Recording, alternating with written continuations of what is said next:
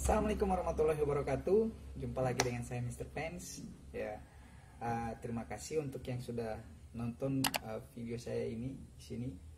Tapi setelah saya jelaskan dari video ini, saya sudah buatkan beberapa video 500 jabatan lagi kisi-kisinya. Tapi masih ada juga kawan-kawan yang sampai dengan saat ini belum menemukan kisi-kisi materi jabatan formasi CPNS yang dia lamar. Saya kasihan ya sama kalian semua yang saat ini bingung dengan jabatan yang kalian lamar. Namun tenang saja, saya akan bantu, saya akan bagikan tips ya untuk mencari materinya, karena saya pun sama dengan kawan-kawan pada tahun 2018 ya, saya sempat mencari, bertanya di grup nih. Ini saya bertanya nih. Ini di tahun 2018 yang respon hanya 4 orang. Terima kasih untuk kalian 4 orang yang sudah respon status saya.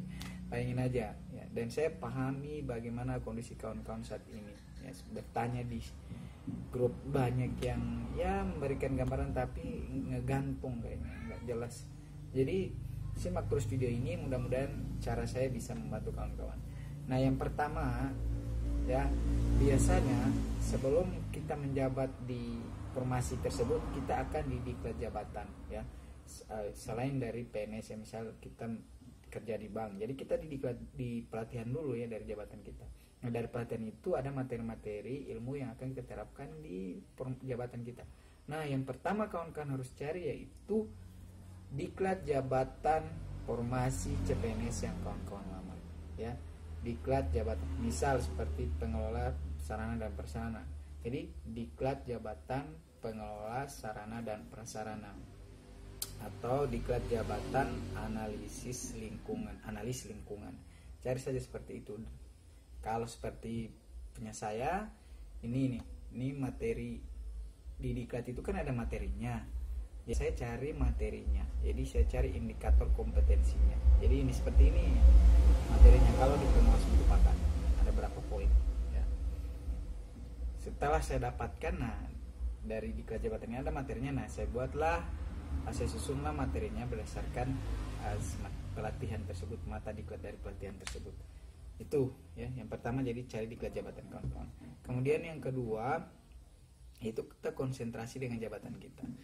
Yang pertama itu kita pahami juknis dari jabatan kita. Misal seperti pengadaan barang dan jasa, pasti ada juknis pengadaan barang dan jasa. Nah, kita pelajari itu. Kemudian yang kedua kita pelajari undang-undang atau aturan-aturan yang akan kita terapkan di jabatan kita.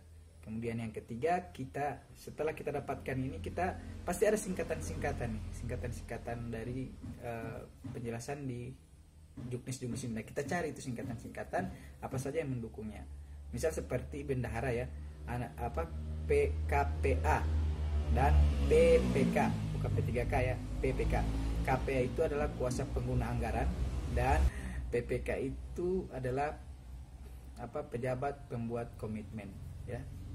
Jadi harus pahami itu singkatan. Dan yang poin yang keempat yaitu kita harus pahami perkembangan terkini terkait dengan jabatan kita ya. Saya selalu tekankan itu karena ada beberapa perubahan. Itu yang kedua. Kemudian yang ketiga ya, yang ketiga yaitu kita mencari materi berdasarkan jabatan yang serumpun. Ada yang masih bingung ya, Mas, jabatan yang serumpun itu ya, seperti pertanyaan ini ya. Mas, jabatan yang serumpun itu seperti apa? Serumpun itu kita pahami dulu bahwa serumpun itu seperti kita satu orang tua tapi beda karakter ya. Jadi kita bersaudara, dilahirkan dari orang tua yang sama yang pasti ya. Jadi kita beda karakter, yaitu serumpun ya. Misal seperti pengawas mutu pakan ahli pertama dan analis pakan. Mutu pakan dia konsentrasinya itu pengawas mutu pakan. Kemudian analis pakan itu secara umum kita menganalis pakan. Jadi itu serumpun. Intinya ya, di serumpun itu Anda jangan terfokus pada pengelola, penyusun, pranata, apalagi pengadministrasi, analis ya, jangan terfokus itu. Kita fokus saja di kalimat inti dari formasi kita, seperti contoh yaitu analis kenelayanan, ada lagi pengawas kenelayanan. Nah, ini kan sama kenelayanan sama ya. Ya, mudah-mudahan kawan-kawan bisa pahami ya dari 3 tips yang saya bagikan tadi. Dan ya, kalau memang masih agak rancu atau kurang paham, silahkan komentar di bawah. Dan kawan-kawan saya sarankan coba cari youtuber yang sejabatan dengan kawan-kawan ya, banyak kok di YouTube, cari aja jabatan kawan-kawan. Tapi kalau memang tidak dapat ya coba bikin sendiri saja materinya ya. Dan saya tekankan lagi untuk kawan-kawan, belajar soal itu tidak apa-apa, tidak salah belajar soal, tapi jangan hanya fokus di soal saja. Ingat ya, materi jabatan kita itu banyak ya, luas, sehingga yang menjadi butir soal nanti di tes SKB itu beda-beda ya. Bahkan kan saya sudah jelaskan dari video-video saya di sini, ini banyak saya sudah jelaskan bahwa soal yang kita pelajari belum tentu muncul di tes SKB nanti. Jadi saya ingatkan lagi kepada kawan-kawan ya. Oke, nah sekian dari saya, semoga saja masih bermanfaat ya, semoga saja bermanfaat. Terima kasih. Jangan lupa yang baru gabung dengan channel saya silahkan subscribe. Dan saya ingatkan lagi satu hal lagi untuk kawan-kawan ya, ini adalah protokoler kesehatan, jadi harus Anda jaga kesehatan. Jangan sampai Anda ya